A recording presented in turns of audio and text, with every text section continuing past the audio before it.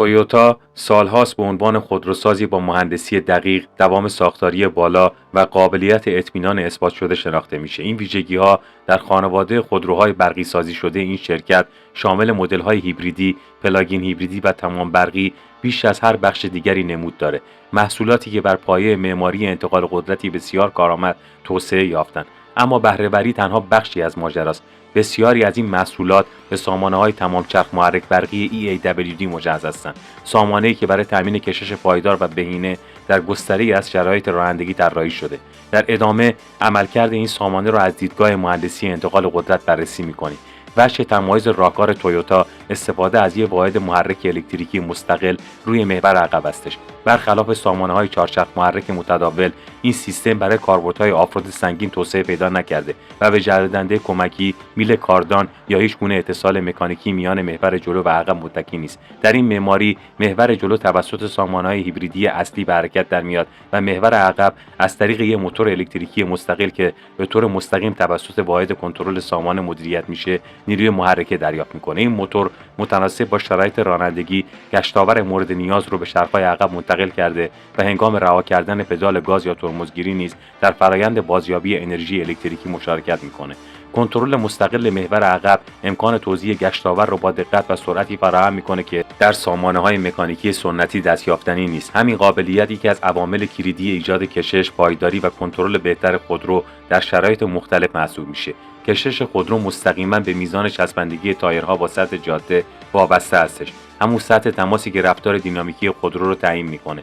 در شرایط لغزنده توزیع نیروی محرکی میان هر چهارچرخ مهمترین مزیت سامانه EAWD محسوب میشه. این توزیع هوشمند گشتاور چسبندگی تایرها رو افزایش داده و پایداری خودرو رو حفظ میکنه.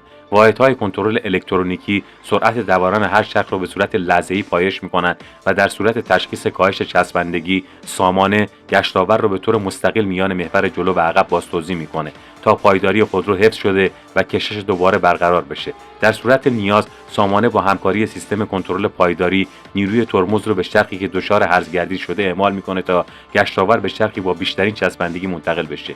این راهبرد کنترلی پیشرفته سامانه تمام چرخ محرک برقی تویوتا رو از نمونه‌های مکانیکی متمایز میکنه، زیرا حتی در شرایط ایدئال نیز میتونه توزیع گشتاور رو برای دستیابی به حداکثر چسبندگی هر تایر بهینه‌سازی. برای مثال هنگام شتابگیری در پیش یک خودروی دیفرانسیل جلو باید همزمان نیروی محرکه و نیروی جانبی فرمانپذیری رو از طریق تایرهای جلو تامین کنه. اما در سامانه EAWD مجموعی از داده‌های لحظه‌ای شامل سرعت چرخ‌ها، زاویه فرمان، سرعت خودرو، میزان درخواست گشتاور از سوی راننده و نرخ یا به طور پیوسته تحلیل میشه. نرخ یا بیانگر سرعت چرخش خودرو حول محور عمودی هستش و یکی از مهمترین پارامترهای تحلیل رفتار دینامیکی به شمار میاد. این اطلاعات برای محاسبه گشتاور مورد نیاز موتور الکتریکی محور عقب به کار گرفته میشه تا توزیع گشتاور به صورت پیش‌دستانه و متناسب با شرایط رانندگی انجام بشه. در نتیجه تایرهای جلو میتونن تمرکز بیشتری بر هدایت و فرمانپذیری داشته باشن و خودرو با دقت بیشتری از فرمان راننده پیروی کنه.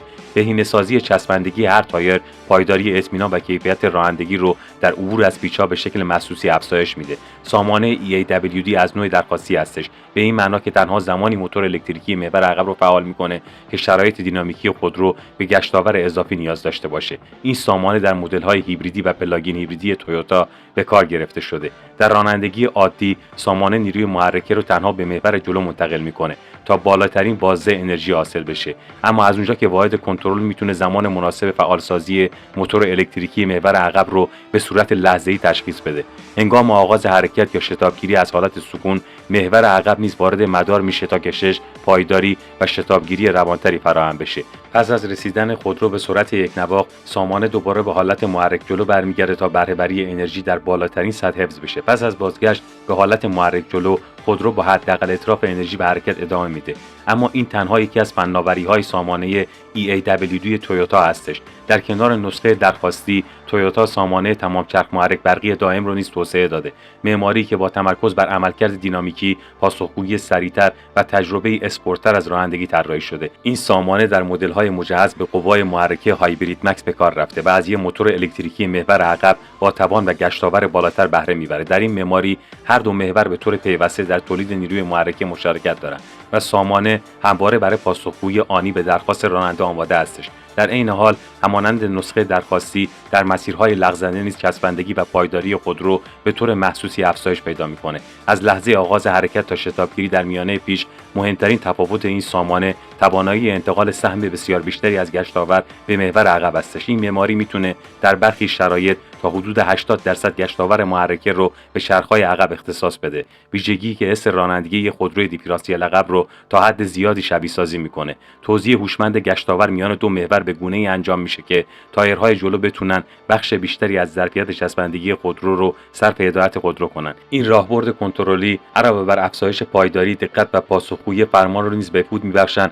و ترکیبی ایدئال از چابکی، کنترل و اطمینان رو در رانندگی فراهم میکنن. در این معماری محور جلو بیشترین سهم رو در هدایت و کنترل مسیر خودرو بر عهده داره، در حالی که محور عقب با تامین گشتاور محرکه چسبندگی لازم برای شتابگیری رو فراهم میکنه. این راهبرد کنترلی مبنی بر توزیع هوشمند گشتاور یکی از عوامل اصلی پویایی رانندگی در مدل‌های هایبرید مکس و همچنین عملکرد مطمئن خودروهای برقی سازی شده تویوتا در مسیرهای خشک و لغزنده به شمار میره. در خودروهای تمام برقی نیز تویوتا از سامانه EAWD کاملا الکترونیکی بهره میگیره، معماری که با استفاده از گشتاور آنی موتورهای الکتریکی و کنترل دقیق نیروی محرکه مزایای سامانه‌های چهارچرخ محرک سنتی رو با قابلیت‌های پیشرفته پیشرانه‌های برقی تلفیق میکنه. در شرایط عادی واحد کنترل سامانه به صورت لحظه‌ای گشتاور موتورهای جلو و عقب رو متناسب با شرایط رانندگی، میزان چسبندگی و درخواست راننده میان دو محور توزیع میکنه تا پایداری، کشش و اطمینان خودرو در تمامی شرایط حفظ بشه. در حالت ECO راهبرد کنترلی سامانه مشابه نسخه درخواستی EAWD هستش، به گونه‌ای که محور جلو نقش اصلی رو در تامین نیروی محرکه بر عهده داره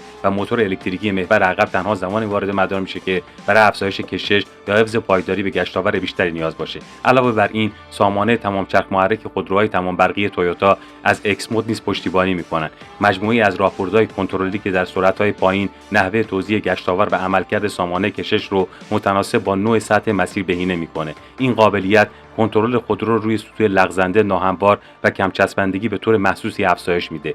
مجموعه این فناوری‌ها نشون میده که سامانه EAWD تویوتا چگونه با مدیریت هوشمند گشتاور سطحی فراتر از سامانه‌های چهارچرخ محرک متداول رو در زمینه کشش، پایداری و کیفیت رانندگی ارائه میکنند. از بهره بری بالای نسخه‌های درخواستی گرفته تا عملکرد پویای سامانه‌های هایبرید مکس و انعطاف‌پذیری پیشرفته سامانه‌های تمام برقی.